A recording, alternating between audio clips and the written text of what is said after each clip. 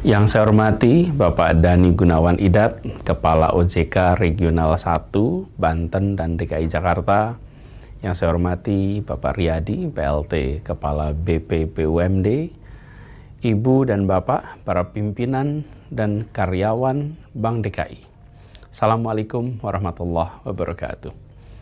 Saya sangat berbesar hati bisa berbicara dalam forum ini, forum yang bukan saja tepat waktu, tapi juga sangat relevan dengan tantangan yang sedang kita hadapi saat ini.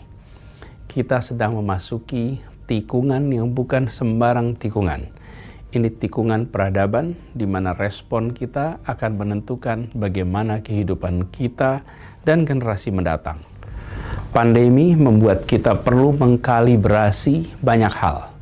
Kami di pemerintahan perlu menyesuaikan cara bekerja, cara berpikir, agar memastikan bahwa kebijakan yang dikeluarkan dapat mengoptimalkan fiskal yang terbatas, sekaligus pada saat yang sama bisa mengakhiri pandemi COVID dan bisa menciptakan dan mendorong momentum membangun platform bagi recovery ekonomi. Ibu bapak yang berada di sektor keuangan, di sektor bisnis, perlu memikirkan bagaimana bertahan dalam jangka pendek, sekaligus menyusun strategi untuk bertumbuh memenangkan persaingan di masa mendatang dengan tetap menjalankan peran sosial pembangunan. Ya, peran sosial pembangunan. BUMD seperti Bank DKI memiliki peran yang unik. Selain sebagai entitas bisnis, tapi juga merupakan tangan kanan pemerintah untuk menjalankan program-program kerjanya. Ibu dan Bapak punya dua kaki, punya dual functions, punya dual missions. Apalagi Bank DKI adalah satu-satunya BUMD yang menyandang nama DKI. Jadi namanya mencerminkan flagshipnya. Jadi di Bank DKI ada flagship DKI.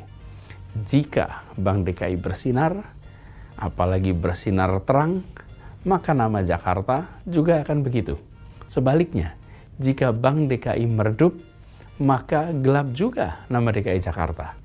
Tentu hal ini jangan dipandang sebagai beban, tapi pandang ini sebagai kehormatan. Pandang ini sebagai penyemangat untuk selalu melakukan yang terbaik. Dalam konteks peran ganda tersebut, saya ingin menyampaikan apresiasi pada Bank DKI yang seringkali berdiri di garda terdepan untuk melayani masyarakat. Contoh yang terbaru adalah program BST kepada 1 juta keluarga nilainya 600 miliar. BST ini tidak mungkin terwujud secara tepat waktu tanpa peran ibu dan bapak semuanya. Saya tahu penugasan tersebut sempat membuat ibu dan bapak kerja lembur, kurang tidur, tapi karena kerja keras itulah maka ketentraman di jutaan warga, ratusan ribu keluarga hadir. Rasa tenang, rasa tentram, kerja keras, kurang tidur, menghasilkan ketentraman, kebahagiaan bagi jutaan orang. Bagaimana dengan landscape bisnis yang berubah akibat pandemi? Bank DKI perlu mengantisipasi dengan cerdas, karena pandemi melipat gandakan kecepatan perubahan pasar, perubahan pola pikir, perubahan perilaku masyarakat yang dalam kondisi normal perlu puluhan tahun, tiba-tiba terjadi dalam bilangan bulan. Dan salah satu contoh adalah acara kali ini, dilakukan secara online menggunakan fasilitas virtual yang sebenarnya sudah ada lama. Dari awal tahun 2000-an kita punya fasilitas ini semua.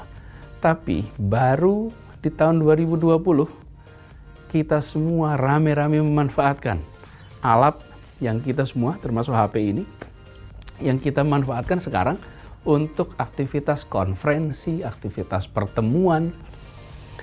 Dan ini semua dalam hitungan bulan. Nama seperti Zoom, Google Meet, Webex, MS Team, itu semua adalah nama-nama yang sekarang sangat familiar, padahal itu sudah ada lama. Contoh lain, begitu banyak yang saat ini mengandalkan YouTube, media cetak dengan cepat menghilang digantikan media online. Begitu banyak di seluruh dunia. Bergulung tikar, berubah online. Webinar jadi hal biasa, seminar offline menjadi aneh. E-commerce menjadi akrab, tidak saja di kalangan generasi milenial, tapi juga generasi senior.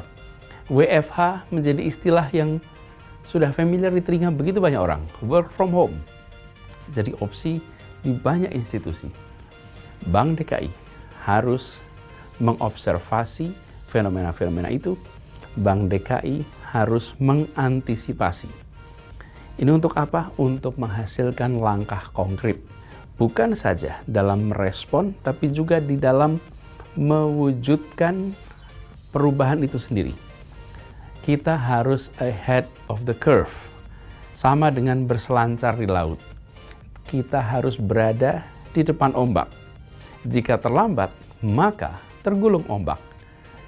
Dalam konteks itu, Bank DKI sangat beruntung. Karena perubahan terjadi di saat Bank DKI sedang merencanakan transformasi. Sehingga perubahan yang nanti akan dilakukan dan perubahan yang terjadi di luar sana menjadi variabel yang ikut menentukan wujud Bank DKI pasca transformasi. Bayangkan jika Bank DKI nanti sudah tuntas menjalankan transformasi, lalu baru perubahan itu muncul. Kerepotannya luar biasa. Sudah transformasi selenggak dilakukan, baru terjadi perubahan dunia. Kalau sekarang tidak. Perubahannya terjadi ketika rencana transformasi. Jadi transformasinya memasukkan unsur-unsur yang muncul di dunia ini. Dan saya yang mendukung penuh transformasi yang tidak biasa-biasa saja. Bank DKI harus berani keluar dari pakem. Harus berani berpikir out of the box.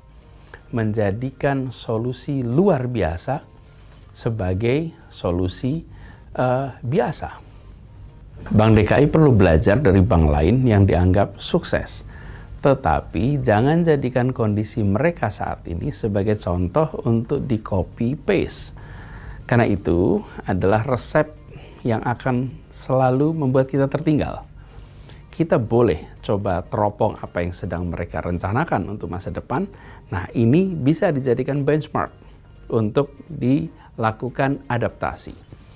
Dan sebagai contoh nih, kalau kita lihat universitas world class, lalu desain gedungnya seperti misalnya kampus Harvard, Oxford, MIT. Lalu ketika kita membangun di sini, kita meniru gedung-gedung itu. Sementara kalau mereka saat ini mau melakukan pembangunan, justru mereka mungkin akan membangun dengan konsep gedung yang berbeda. Gedung yang lebih efisien, gedung yang lebih high-tech, gedung yang simple, yang mengutamakan virtual. Yang dulu dianggap maju, merekanya malah saat ini merasa itu warisan sejarah. Sekarang mereka harus berubah. Nah, kita jangan mudah untuk melakukan copy-paste. Bahkan sesekali Bank DKI perlu meneropong perusahaan sukses di luar sektor perbankan. Ini untuk menginjeksi diri dengan ide-ide segar, ide-ide baru, dan juga perlu dilihat bagaimana misalnya perusahaan-perusahaan termaju dunia berhasil melakukan terobosan dalam waktu yang singkat. Bisa dilihat banyak contohnya. Kalau di dunia ada Amazon, ada Apple, ada Google, mereka berhasil menjadi market leader.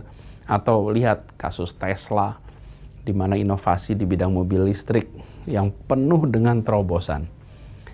Kemauan untuk mengambil pelajaran menjadi kunci. Karena itu saya berharap transformasi yang sedang dilakukan harus menjadi momentum bagi Bank DKI. Untuk apa? Untuk menjadi kebutuhan bagi warga Jakarta. Apapun profesinya, apapun bisnisnya, Bank DKI lah banknya. Bank DKI harus menjadi konektor bagi sinergi antar BUMD. Bank DKI harus menjadi fasilitator bagi pertumbuhan ekonomi rakyat melalui UMKM. Bank DKI harus menjadi motor pertumbuhan dan penyetaran ekonomi di Jakarta. Karena itu saya mengajak kepada Ibu dan Bapak semua menyusun rencana dan target-target yang konkret. Kapan Bank DKI bisa mencapai aset lebih dari 100 triliun? Kapan Bank DKI melayani lebih dari 100.000 UMKM? Kapan Bank DKI menjadi bank buku 4? Kapan Bank DKI mempunyai layanan digital banking? Kapan Bank DKI siap melakukan IPO? Pertanyaan-pertanyaan seperti itu harus dijawab konkret, bukan secara lisan, tapi lewat action yang dieksekusi dengan baik. Karena itu saya undang pimpinan Bank DKI untuk suatu saat memaparkan rencana konkret tersebut di Balai Kota. Sama-sama kita cermati, lalu sama-sama kita dorong bersama. Akhirnya, izinkan kesempatan ini saya mengucapkan terima kasih atas support dan bimbingan dari Pak Dani dan tim di OJK Regional 1. Mohon dukungannya terus agar transformasi di Bank DKI benar-benar tuntas dan sukses. Dan apresiasi kepada seluruh keluarga besar Bank DKI atas kerja kerasnya, atas kontribusinya, dan warga DKI menunggu kontribusi yang lebih besar lagi di masa yang akan datang. Salam hangat untuk semuanya, salam sehat dan sukses selalu. Assalamualaikum warahmatullahi wabarakatuh.